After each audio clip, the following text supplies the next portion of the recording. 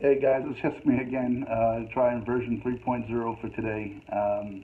Saturday the 11th, kind of bitter cold here in central PA. Hope you guys are warm and having a good weekend and getting, hope you have some plans. Just stay safe, be mindful of others, point the thumb when you can. Um, got some football playoffs this weekend, which is always fun, and looking forward to getting out of work and getting a couple of days off later today. But a couple of things I want to talk about. I alluded yesterday to a particular thought I wanted to share with you guys. And a lot of times, I'm a big sports fan. A lot of times, I think sports may be the underlying message, but it's a bigger message that applies to life and people in general. And that's kind of where today's goes. Today's the message I wanted to carry across yesterday might be fortunate that I waited a couple of days because it ties into the second message, which I also think is very important. And I can't say all the thoughts will be mine, and I'll share with you who summed up a lot of what I was thinking much better than I could. But I'll do that at the end because he himself is kind of polarizing, and I don't want people to get lost in the message. I'd rather them hear the message and absorb that before worrying about who said it. I think we all are prone to, my kids come home from school and they say my teacher said it, and they say it with reverence because it was their teacher, who they look up to and admire. But if somebody says it that they don't revere as much, they don't put as much weight in it, and we're all guilty of that, even as adults. So, um, I think it bears the message being said, and I'll share with you at the end who said it. So I'm not taking credit for anything. But the first part, I do want to acknowledge some of my own thoughts, and that is that I want to acknowledge a gentleman named Dabo Sweeney. Dabo is a head football coach of the Clemson University Tigers, and on Monday his team won the national championship and did it pretty handily. Um, where I really want to acknowledge isn't the winning. Lots of coaches win, but it's how he got to become a national champion. Twice in the last 5 years. When Dabo took over the program, he was an offensive-minded person, and his team, when he got there, would score a lot of points. The problem was his team would also give up a lot of points. So while they were very successful, they couldn't cross that last hurdle to greatness until he can get the defense to stop giving up as many as his offense scored. And he didn't do it often, but it happened always in the bigger games. And he'd lose one or two games a year, and we keep him from finding the greatness that he and the program wanted. And where I give Dabo credit is a simple three-letter word that we all have, and I've seen it time and again in life and in sports and in business, and that's ego. We all have it, guys. We all do. We have different varying degrees of it. But Dabo Sweeney checked his own ego to go out and get the best defensive mind that he could find, and now they have a program that is tops in the country. Um, his defensive coordinator is a gentleman by the name of Brett Venables. Brett checked his own ego, right? Because a lot of people aren't comfortable being, 1A or number two in the chain of command. Everybody wants to be number one. Not everybody, because obviously, he's comfortable in his role. But that's part of my point, is being comfortable in your skin, staying in your lane, as the phrase goes sometimes. A lot of times in Philadelphia in the early 90s, we had a football coach. He was a defensive coordinator in Chicago for the uh, greatest defensive football team of all time. His name was Buddy Ryan. And then Buddy became a head football coach of the Eagles, and they were lights out as a defense, but they couldn't take that next step to be a Super Bowl champion, in part because their offense couldn't match what the defense was doing, and in part because instead of checking his ego and saying, look, I do this really, really well, I'm going to defer that to somebody who does it a little bit better than me, he had to have his hands involved, and as such, in a way, almost kind of kept the team back a little bit, believe it or not. And that happens frequently in sports, in particular in football. In fact, I believe Buddy Ryan's son, uh, who coached Rex Ryan, who coached the Jets in Baltimore, another great defensive mind. And I think he might have had some of the same issues. And I don't know if it's bad hires of the assistants or not empowering or what, but anyway, Dabo was able to get the right person, defer to them because they know better. And it happens in business an awful lot. I see it I have seen it over my years that sometimes, and I don't know how it impacts small businesses, but even bigger businesses, divisions, things like that, um, certain people will, because of their ego, either not want to recognize, not want to lose, be afraid of somebody surpassing them, and it impacts the business. And more importantly, I see it on the home front. I see it in my own home front, unfortunately. And like I said, we all have ego. I'm sure mine has created some problems. Some people think I've got an ego that's unmatched. Who has the balls, per se, forgive me if I offended somebody, to walk away from a job and essentially their family for a bit, to walk across the country to prove a point, right? It's pretty. I don't find there's ego. In fact, I don't think I have a big ego at all. But it's all perception, I guess. But even in your own homes, how many times do fights, disagreements escalate because of ego? Because somebody has to prove a point or be victorious or prove they're right. Why is I mean, really, that's what right fighting is. My friend Dr. Phil, I shouldn't say my friend, but I'm a fan of Dr. Phil. He talks about the phrase right fighting a lot. And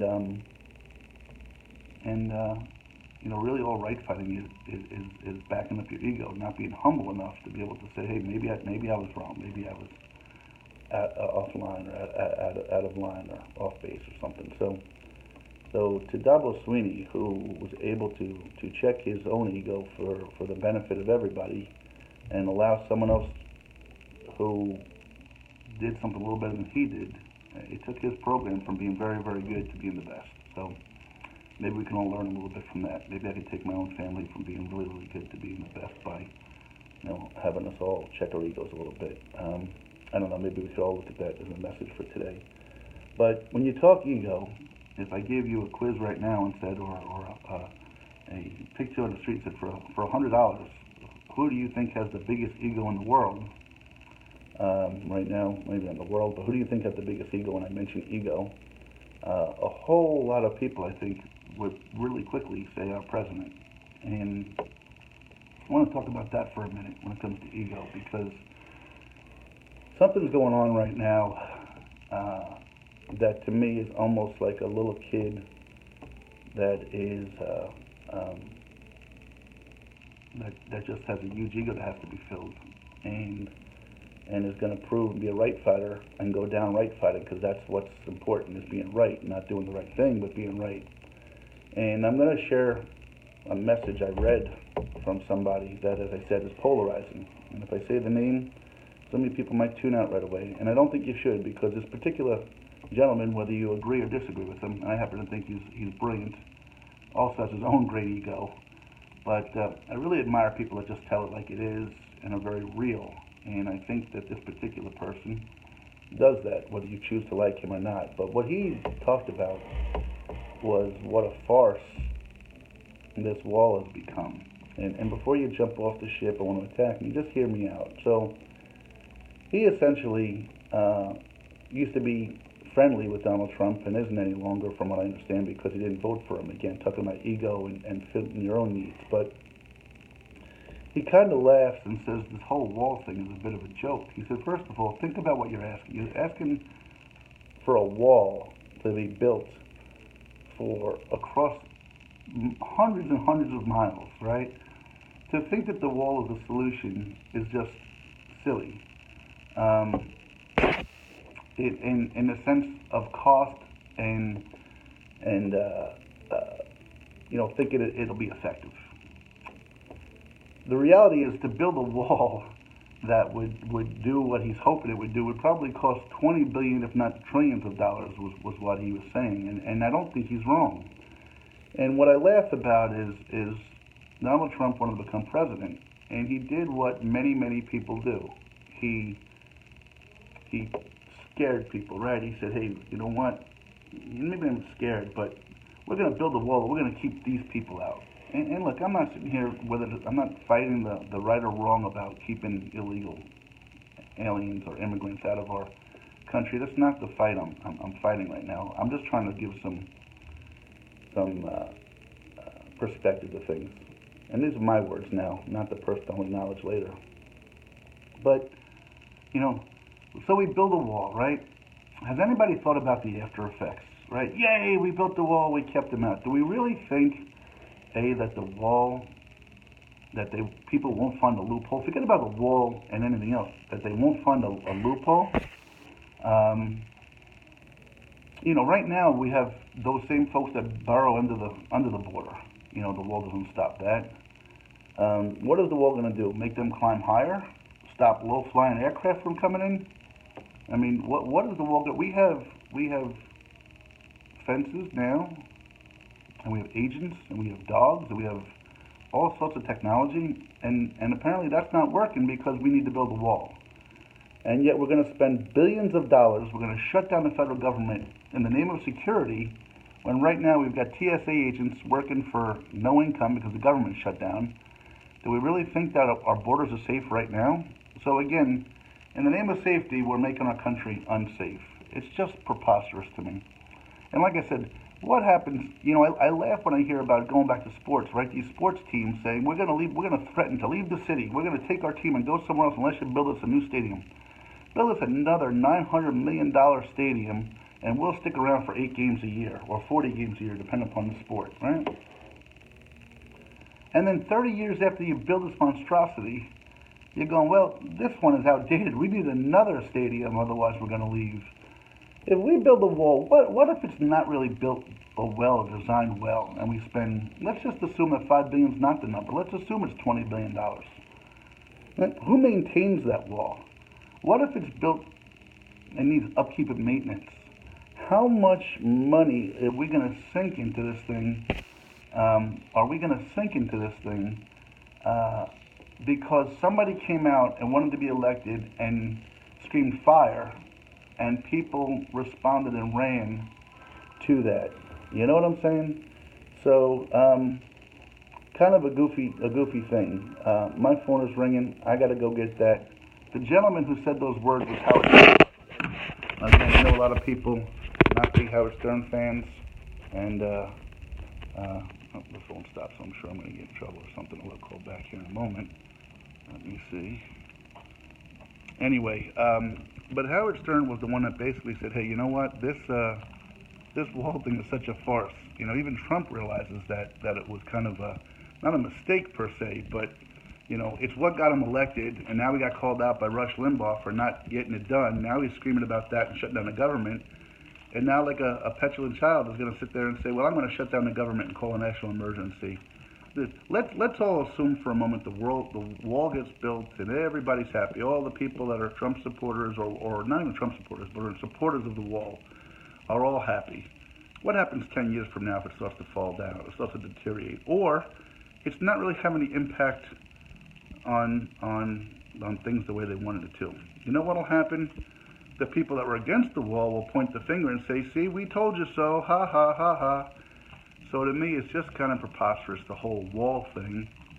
Gotta think there's better ways and better use for the money. But like I said, it essentially got him elected.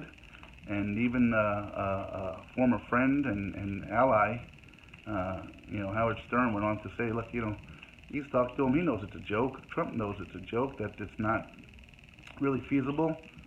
But if you don't think things through, if all you do is react to the moment, we need a wall to keep these people out. And don't look what's going to happen down the road. We have problems. You know, we had companies in the early 80s when I was growing up with pollution. We had industrial waste being pumped into rivers and streams and oceans. And, well, sure, it solves the problem now, but what about 3, 4, 8 years, 10 years down the line, right? And then mega lawsuits came about that. And we're just not thinking that way through. So guys, I ask you today, keep pointing the thumb, carry your message, or carry my message if you can. Ask yourself how much ego gets in the way of things in your life. Not personal life necessarily where you're the one doing it, but in everyday life. And talk to others, because I think it's a really strong person that can humble themselves and say, you know what, let me defer to you. You can do this a little bit better, a little bit quicker, a little bit cheaper, whatever it might be. So, all right, love you. Have yourselves a great day. I'll talk to you soon.